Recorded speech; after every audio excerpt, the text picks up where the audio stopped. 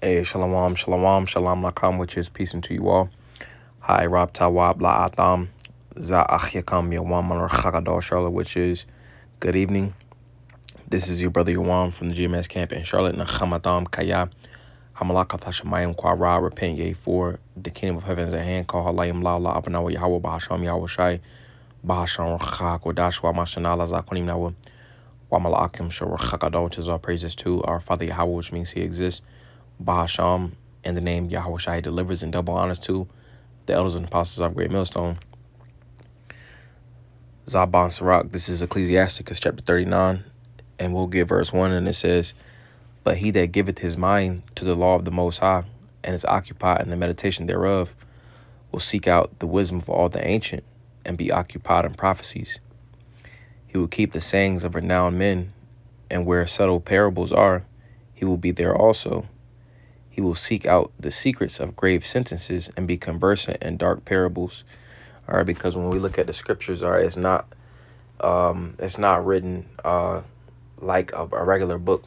All right, sometimes you got to go into specific words. Some words are used in a metaphorical or a spiritual way. All right, things need context. All right, in which the scriptures is ultimately likened unto a book of riddles, if you will.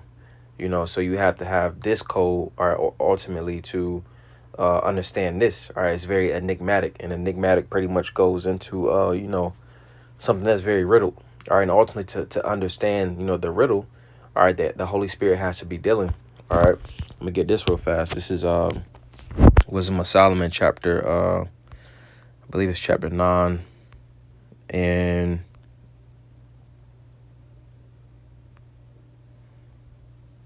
give me a second. Wisdom of Solomon 9 and 17, it says, And thy counsel, all right, which goes into the scriptures, and again, the scriptures, is very enigmatic and metaphorical. It says, And thy counsel who hath known, except thou give wisdom and send thy Holy Spirit from above, in which the Holy Spirit ultimately is what, gives understanding. I'm gonna get a quick word real fast.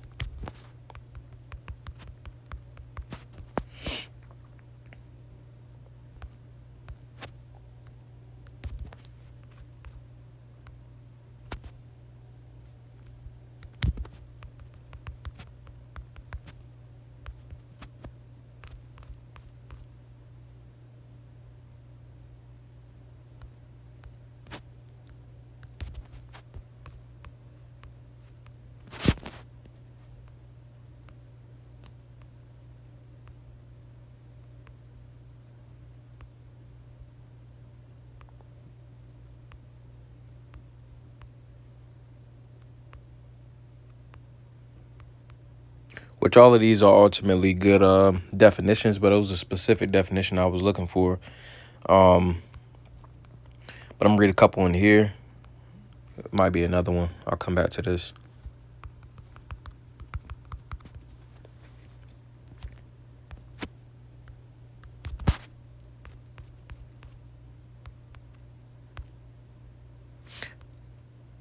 It says,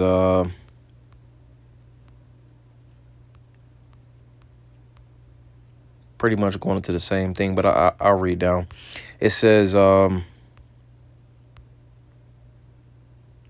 sometimes referred to in a way which emphasizes his work and power, the spirit of truth.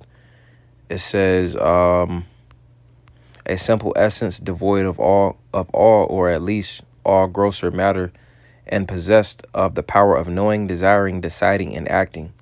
All right, in which, possessing the power of knowing, so ultimately to understand the scriptures, that the Lord has to send the Holy Spirit, in which that ultimately is what gives us understanding. All right, it says the spiritual nature of Hamashayach, higher than the highest angels and equal to the Most High. The divine nature of Hamashayach, which ultimately just going into the spirit of Yahweh Shai, because the Lord deals with order, so it's the Most High Yahweh, while his son, after that, Yahweh Shai, all right, and so on and so forth.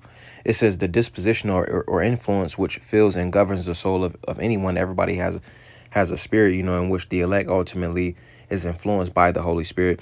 It says that the efficient source of any power, affection, emotion, desire. It says mental disposition. So ultimately, the mental disposition, the understanding of the scriptures, or the disposition of the scriptures, is ultimately given via the Holy Spirit. And if one doesn't have the Holy Spirit, all right, then they're not going to understand the scriptures. All right, and that ultimately is the key. All right, the key to that riddle. All right, so nevertheless, going back. All right, Wisdom of Solomon 9:17, it says, "In thy counsel who hath known, except thou give wisdom and send thy Holy Spirit from above." So the scriptures is the Lord's code with the enigmatic sayings. The Lord is a master poet. He's a master. I guess someone that makes riddles will be a master riddler.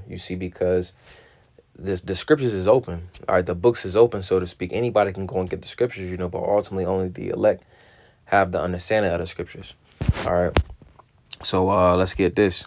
All right, in which that understanding again is given by the Holy Spirit. All right, and just land back on the point that the scriptures is likened unto enigmatic sayings and a secret. All right, because this truth ultimately goes back to what's known as esoteric. All right, which is when you go into that word, it loosely translates to something that is only for a select few individuals, and only a select few individuals have the understanding. All right, it's for as Apostle Gabar goes into, this truth is for high level thinkers. All right, and the high level thinkers will be the elect. All right, Amos, chapter 3 and verse 6, and it says, "Shall a trumpet be blown in the city, and the people not be afraid? Shall there be evil in the city, and the Lord hath not done it?" The Lord ultimately is in control of the good and the evil. All right, the Lord works on the right hand, and he also works on the left. All right, Isaiah 45:7. All right, Deuteronomy 32 and verse 39. All right, Amos 3:7, it says, "Surely the Lord power will do nothing, but he revealeth his secret unto his servants, the prophets." All right, reading it again, it says, "Surely the Lord power will do nothing, but he revealeth his secret unto his servants, the prophets." Now I want to get this word right here. And it says, this word for but, it says, all right, and it says, nevertheless, it says, unless. All right, so unless, because the vision ultimately is given unto the prophets. All right, and then, the Lord brings the judgment. All right, the judgment. All right, what's going to take place? All right, because the end was prophesied from the beginning. All right, and ultimately the understanding of the secrets. All right, to ultimately have the vision. All right, goes back to the Holy Spirit, you see. But again, it's prophesied from the beginning. All right, so to be able to break down, all right, the secrets, all right, one has to have the Holy Spirit. One has to ultimately be conversant in those dark parables as we got in Bonsrod, the 39th chapter. All right, so reading this again, Amos chapter 3 and verse 7, it says, "Surely the Lord power will do nothing, but he revealeth his secret unto his servants, the prophets," because the Lord ultimately speaks, through men. All right, let's get this. And it says, secret, sawad, council, assembly. All right, that word esoteric. All right, for it says familiar converse, intimacy. All right, those that have the Holy Spirit. It says inward, secret counsel. All right, the righteous secret counsel. All right, the true round table. All right, so let's also get this. This is Hawashai, Hosea chapter 12 and verse 10, and it says, I have also spoken by the prophets. I have multiplied visions and used similitudes by the ministry of the prophets. All right, and just land back on the point that, of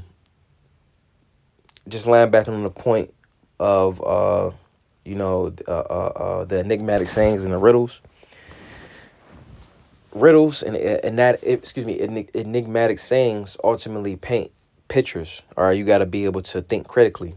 All right, so just going into the similitudes, you see, because the Lord will use a similitude for this just to convey a message for that. All right, that ultimately goes into the parables. All right, so let's get this real fast.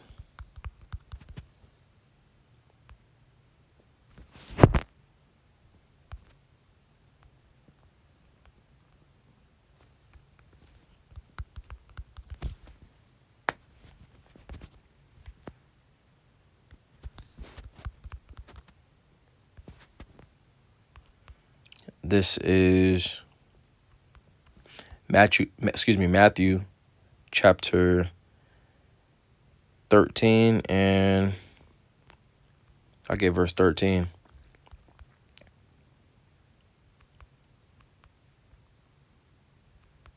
I start at verse 10. Matthew Matathea chapter 13 and verse 10. And it says, "And the disciples came and said unto him, Why speakest thou unto them in parables?" Get this word for parables. And it says, and that's actually how, what they used to teach at Esau school systems. But that word for I believe that word is parabole or something like that, or parabole. I can't remember how you pronounce it, but pretty much it's the root word for parable. But it says a placing of one thing by the side of another, juxtaposition as of ships in battle, metaphorical. It says a comparison of one thing with another. All right. For example, the faith of a mustard seed. All right. So faith is being likened unto how a mustard seed acts. All right. It only take a little bit of a mustard seed pretty much is very, very small. All right. But then it blossoms into something very, very vast. All right. In which faith is likened unto a mustard seed. All right. You have Isaiah the 63rd chapter. All right. Who is this that cometh from Edom with dyed garments from Basra? All right, this is painting a picture. All right, it's very metaphorical. With dyed garments from Basra, this that is glorious in his apparel, traveling in the greatness of his strength. I that speaking righteousness, mighty to save. Wherefore art thou red and thine apparel, and thy garments like him that treadeth in the wine fat. All right, like is a comparison. All right, it shows forth for a similitude, for a parable. All right, it paints a certain picture, and one has to ultimately have the Holy Spirit dealing with them to ultimately understand it, because, that's, again, how the Lord speaks. All right, those that are ultimately in that familiar circle, all right, that intimate circle, all right, the elect ultimately have the understanding of the scriptures. All right, that's why our scriptures say, no man could learn that song but the 144,000, roughly paraphrasing. All right. But reading this again, it says a comparison of one thing with another, likeness, similitude. It says an example by which a doctrine or precept is illustrated. It says a narrative of fictitious but agreeable to the laws and usages of human life, by which either the duties of men or things of the Most High, particularly the nature of the history of the Most High's kingdom, are figuratively portrayed. So pretty much, just speaking in a metaphorical sense, it says a parable, an earthly story with a heavenly meaning. All right. It says a pithy and instructive saying involving some likeness or comparison and having preceptive or admonitory force. All right. Because let's get this real fast. I'm gonna go back to that. But this is Proverbs. All right. In Proverbs, Mashal goes into comparisons as well and similitudes, but then also it goes into it has a relation into rule. All right. But Proverbs 1 and verse 4, it says, I'm starting from verse 1, it says, the Proverbs of Shalamah, the son of David, king of Israel, to know wisdom and instruction, to perceive the words of understanding, to receive the instruction of wisdom, justice, and judgment, and equity, to give subtlety to the simple, to the young man knowledge and discretion. A wise man will hear and will increase learning, and a man of understanding shall attain unto wise counsels. To understand a proverb and the interpretation, to understand a proverb and the interpretation, the words of the wise and their dark sayings. All right, going back to those parables, going back to those enigmatic sayings. All right, it says the fear of the Lord is the beginning of knowledge, but fools despise wisdom and instruction.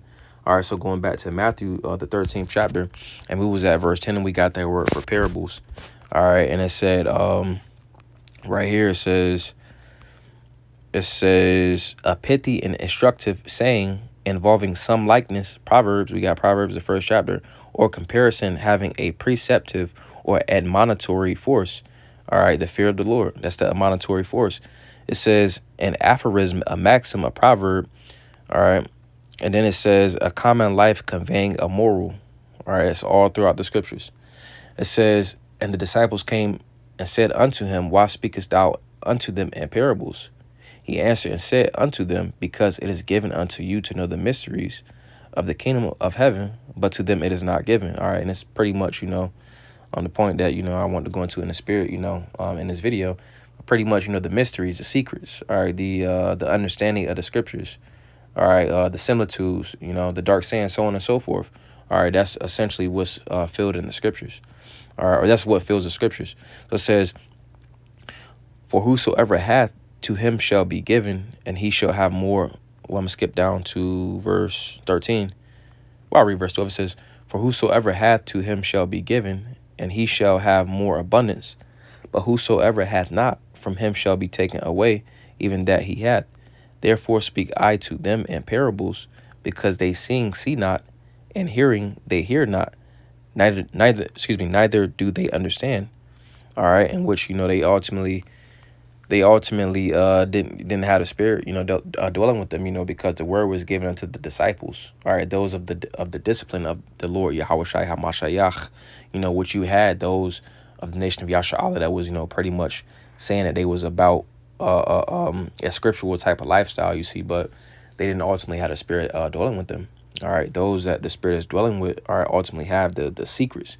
All right, going back to Amos, the 3rd chapter and the 7th verse. All right, surely the Lord power will do nothing, but he revealeth his secret unto his servants, the prophets, all right, in which the Lord ultimately reveals the secrets to the servants, the prophets, all right, via the Holy Spirit, so just wanted to go into that, because the true understanding of the scriptures, all right, is esoteric, all right, it's given via the Holy Spirit. So I want to Zaza Banaya Palo, that was a beautiful edification through the Spirit. Wow, I don't want to Zah, Tham Yashlela to Wild Blue as well. You have a good night. Watch Shalom Lakam, which is peace unto you all. Shalom, shalom.